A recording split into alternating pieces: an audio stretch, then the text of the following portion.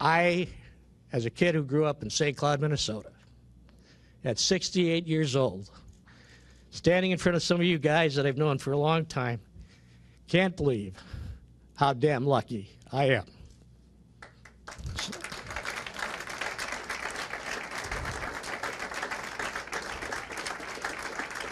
That was at the press conference this morning, Ron Fowler, and you were very emotional.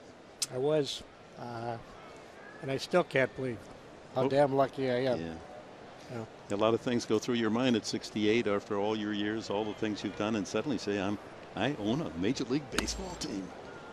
It's surreal. It's the whole experience. You and I share a good past friend, Bob Breitbart, and I was thinking what Bob would say. So that's why I got emotional. Well, that's nice. You brought up Breitbart, who was a friend of all of us and all of sports in San Diego. As a kid back there in Minnesota, and obviously you were a baseball fan. You have been all your life. Who were the players that you cheered for? Tony Oliva, Harmon Killebrew, Bob Allison. Those were the names I remember. But Zoyo Versailles. Yes. And, when I grew up in St. Cloud, we were a Giants farm team.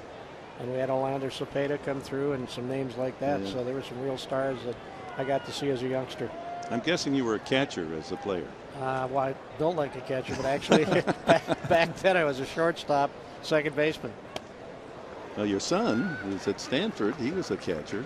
He was a catcher, and, he had a great career, long snapper, did well, but I was hoping he'd stay a catcher. But he picked a sport, and his sport was football. Hayward grounded to second his first time. First time Stoltz pitching from the stretch. And the count goes 2 strikes on Hayward. Well, it's been a long, exhausting year for a lot of people, yourself included. I know all the time that you've had to put in because you were the spokesperson for the minority group with Jeff Morad, and then had to try to work things out in terms of the sale to the Seidler O'Malley families. And it's nice that it worked out for you.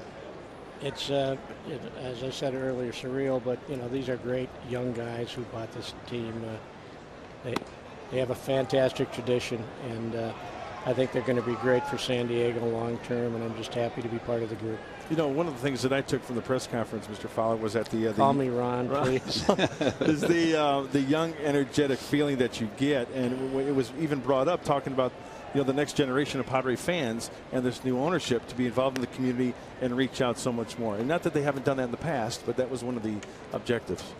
Well, they've done a great job in the past, but I think we can do even more to become fabric of the community.